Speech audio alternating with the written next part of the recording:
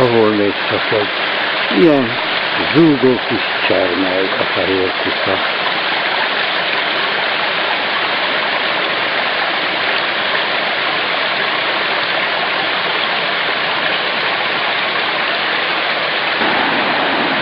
Zúg a kusza, zúg, zúg.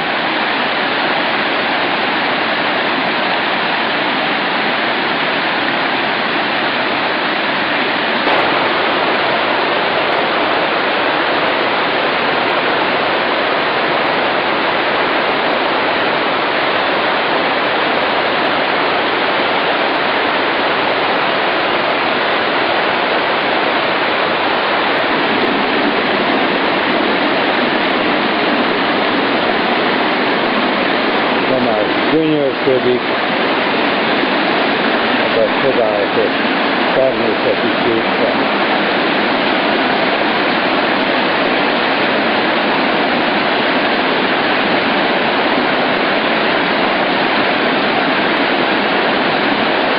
Órákon át elhallgatnám ezt a zsivatagot.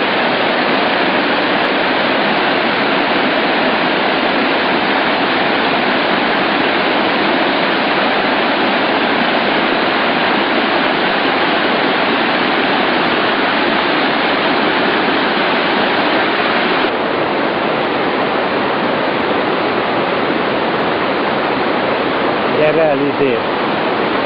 Tamás, gyere idén!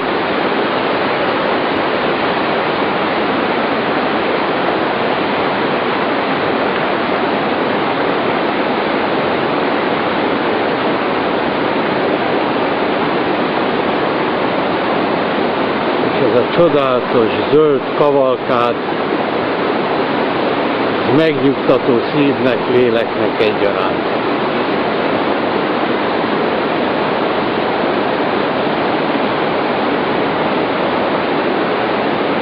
Háttérben a Hoverla.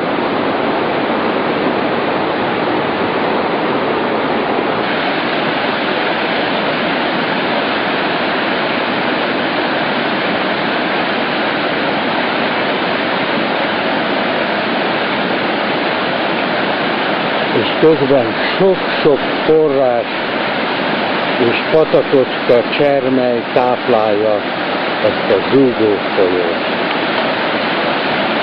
Összegyűjti a Kárpátok vizét. Lugrész falucskán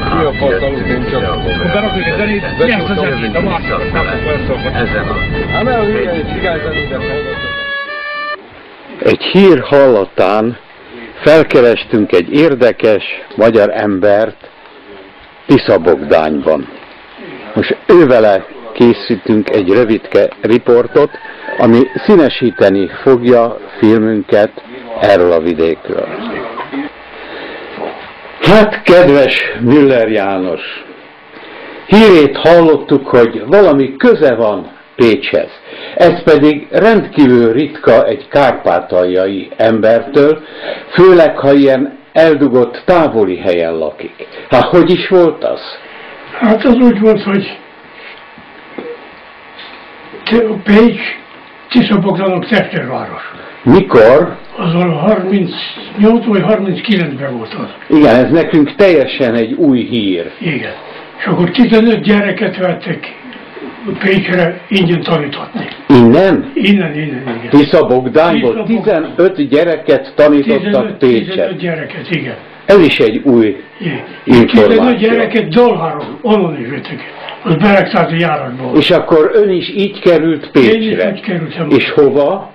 Ott Matesa árvaház volt ott, oda minket elhelyezték. Igen, árvaházba, és akkor melyik iskolába járt? A Piusz gimnázium. A Piusz gimnáziumba, és mikor? Melyik években? Az 39, 40, 41, 42, ezekben az években. Pont a háború első éveiben. Igen. Milyen emlékei vannak a városunkról? Hát a város, nagyon gyönyörű város. És gyönyörűen fogadtak minket. Mikor jöttünk a 15-en oda, hát a drága ruszin testvéreket fogadtak. És úgy vendégezték minket. Én otthon azt nem ettem, amit ott. Na, úgy vél. És hadd kérdezzem, magyarként vagy ruszinként ment oda? Én mint magyar. Mint magyar. És a Igen. többiek is mind Hát magyarok voltak voltak, vagy magyarok, voltak ruszinok is? Ruszinok voltak. Aha. Igen.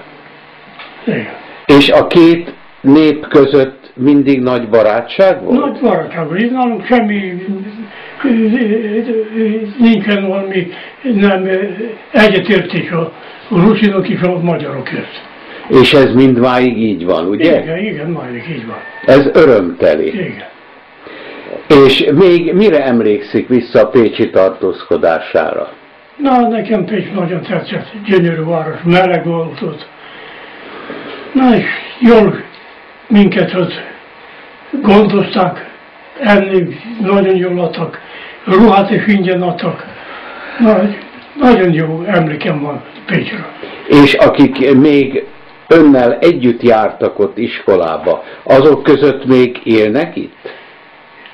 Azok közül még egy van, egy idősebb tőlem egy nő. Igen? Igen. Ő Varadába járt. Mert ott fele fiúk, fele lányok voltak. Igen? Na és azon És kívül őt hogy hívják? az a Felner Vica. Steller Vica, ugye Éva. Igen. Ugye? Igen.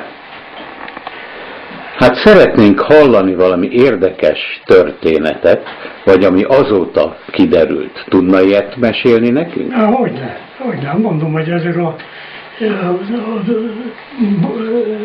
hogy is, Béla atya volt.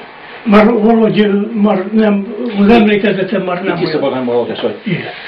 Na és eljött a házat szentelni, szentelés után leültek, és kérdezem tőle, hogy hol van. És mikor jött házat szentelni? Az vízkeresztkor. Na, melyik évben? Nem emlékszem menki. Már nagyon-nagyon régen. Így Régen van. volt már, hogy 10 éve, vagy lehet, hogy több éve. Igen? Na, és leült és kérdezem, hol magyarból, tudom, de melyik városból. Hát nem emlékszem, hogy Egerből, Győrből, vagy melyik városból. Hát kérdezem, hogy miért én azt kérdezem. Én mondom, mert én valamikor ott jártam iskolába. Hol? Mondom, Pécsen. Piusz gimnáziumban. És mondom, hogy jezsuita rendű papok tanítottak engemet ott. Mondja, és kit emlékszik, hogy ki tanított? Mondom, Sermecki Gyula. Jaj, mondja, 93 éves. Én nem tudom, hogy ő is jezsuita rendű pap. Mondja, aztán, hogy kijött már ahol a kántorral, ott a kapon megállott, mondja, hogy én Bogdanban Piusz Istennel találkoztam, nem akarta hinni. Hogy olyan messze világból, és itt a hoverla alatt, na, a falu végével. Még annyit kérdeznék meg, hogy a piuszi iskolai évek óta járt-e valaha Pécset, vagy mondjuk Baranyába? Nem jártam, nem volt alkalom oda menni. Ezt nagyon szeretem volna még egyszer ott lenni, megnézni, hogy néz ki